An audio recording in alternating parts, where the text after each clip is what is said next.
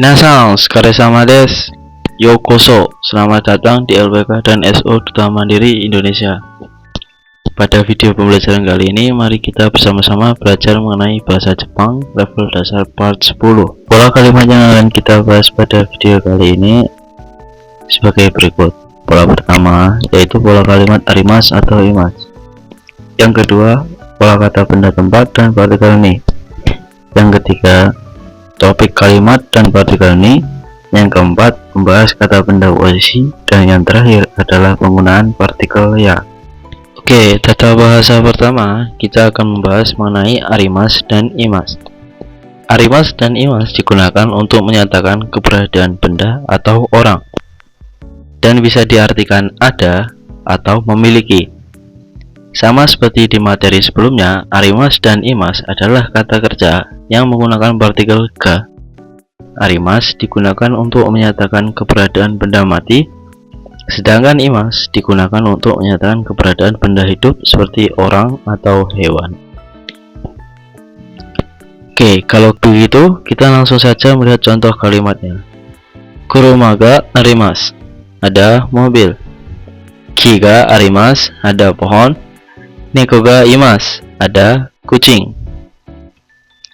Pada contoh kalimat di atas bisa diketahui bahwa mobil dan pohon menggunakan arimasu dan kucing menggunakan imasu.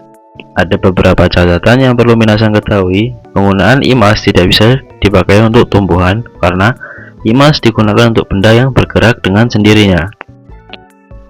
Berikut ada contoh percakapan antara Yoga-san dan Benny-san. Saya bacakan cara pengucapannya, silahkan diulangi ya. Yoga: Benny-san, neko ga imasu ka? Hai, imasu. Neko ga daisuki desu kara. Soshite kawaii desu kara ne. So desu yo, totemo kawaii desu. Untuk artinya silahkan dibaca sendiri ya. Berikutnya kita akan membahas pola kalimat yang kedua, yaitu kata benda, tempat, dan partikel ni. Pola kalimat ini digunakan untuk menyatakan keberadaan benda atau orang di suatu tempat. Untuk kata tanya pola kalimat ini bisa menggunakan darega dan nani ga. Partikel ni pada pola kalimat ini bisa diartikan di. Langsung saja kita ke contoh kalimatnya. Ichiban niwa ni inu ga imasu. Di halaman ada anjing. Ini bang, watashi no heya ni komputer ga arimasu. Di kamar saya ada komputer. Yang terakhir, sambang.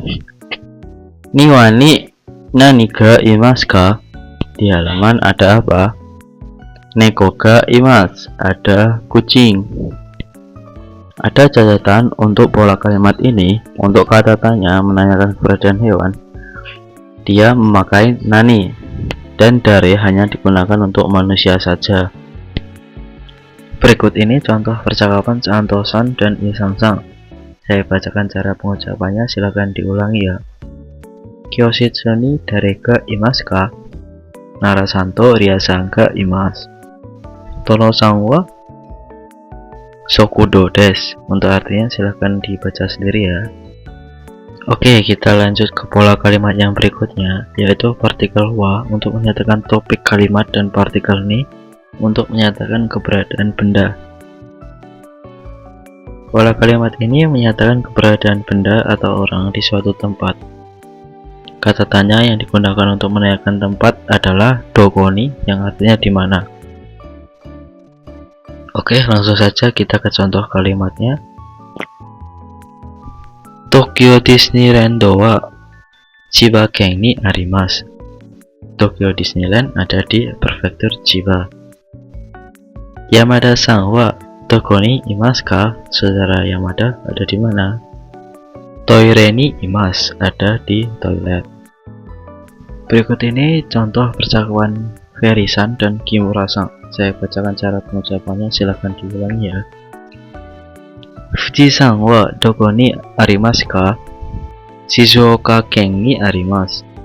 So desu ka? Wakarimashita. Untuk artinya silahkan dibaca sendiri ya. Selanjutnya kita ke pola kalimat berikutnya, yaitu kalimat yang menyatakan kata benda posisi. Untuk pola kalimatnya, kata benda satu berupa benda, orang, tempat ditambah partikel no, dan kata benda kedua berupa posisi. Pola kalimat ini digunakan untuk menunjukkan posisi secara spesifik keberadaan benda.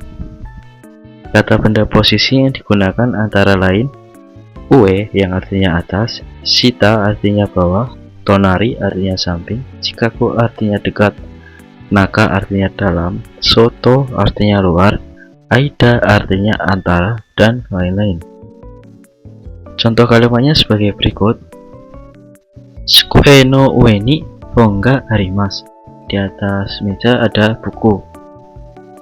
Gakko wa ginko no tonari ni arimasu. Sekolah ada di sebelah bank. Subawa ginko to koen no aida ni arimasu. Supermarket ada di antara bank dan taman. Untuk kata posisi aida memerlukan partikel to untuk menyebutkan dua kata benda tempat yang mengapitnya. Berikut ini contoh percakapan antara Ryan-san dan Tony-san. Saya bacakan cara pengucapannya, silahkan diulangi ya. Tsukue no shita ni nani ga imasu ka?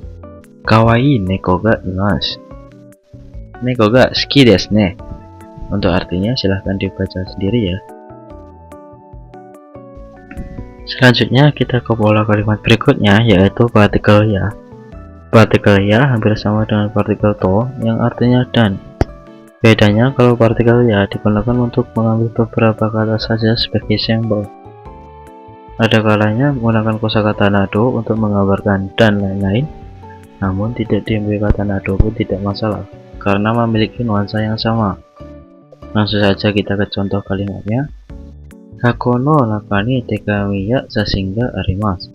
Dalam kotak ada foto dan surat. Kabang no naka ni fudebako ya hon nado ga arimasu. Di dalam tas ada kotak, pensil, buku, dan lain-lain. Berikut ini contoh percakapan antara Ryan-san dan Tony-san. Saya bacakan cara pengucapannya, silahkan diulangi ya. Gakkou no chikaku ni nani ga arimasu ka? Koen ya supanado ga arimasu. Wah, ii desu ne. Untuk artinya silahkan dibaca sendiri ya. Pada video kali ini berikut kosakata yang kita pelajari, silahkan dibaca dan dihafalkan ya.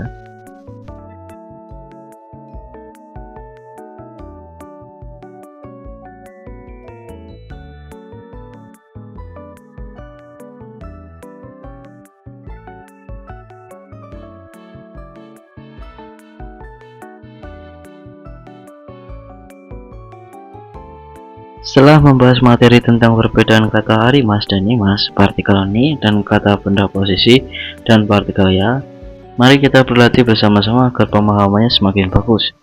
Ja, rensu shimashou. Berikut beberapa contoh soal yang bisa minasan coba kerjakan. Nomor 1 dan 2 mengisi partikel yang sesuai. Nomor 3 dan 4 menerjemahkan ke dalam bahasa Jepang. Minasan bisa pause sebentar videonya ya.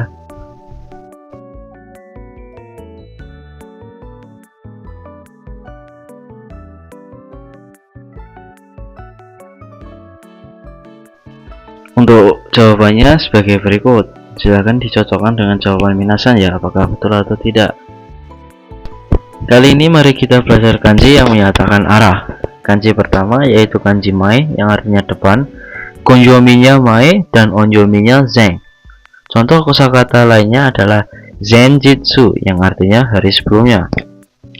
Kanji ushiro yang artinya belakang, konyominya adalah ushiro dan ato artinya nanti. Onyominya go. Contoh kosakata lainnya adalah gogo yang artinya PM, yaitu mulai pukul 12 siang sampai 12 malam. Kemudian kanji go yang artinya siang biasanya tidak memiliki kunyomi, tetapi onyominya adalah go. Contoh kosakata lainnya adalah gozen yang artinya AM, atau mulai jam 12 malam sampai jam 12 siang. Kanji migi artinya kanan, kunyominya Miki dan onyominya adalah you. Contoh kosakatanya adalah Mikite atau artinya tangan kanan. Lalu ada kanji hidari artinya kiri, kunyominya adalah hidari, onyominya adalah sa. Contoh kosakatanya adalah sayu yang artinya kiri dan kanan. Oke, sekian dulu video kali ini. Kita kembali lagi nanti pada materi seru berikutnya. Jangan lupa like jika video ini bermanfaat. Kalau ada saran, masukan, atau pertanyaan silahkan tinggalkan komentar di bawah. Dan yang terakhir, biar autor-autornya tetap semangat, jangan lupa subscribe ya. Ja, matai masho ne.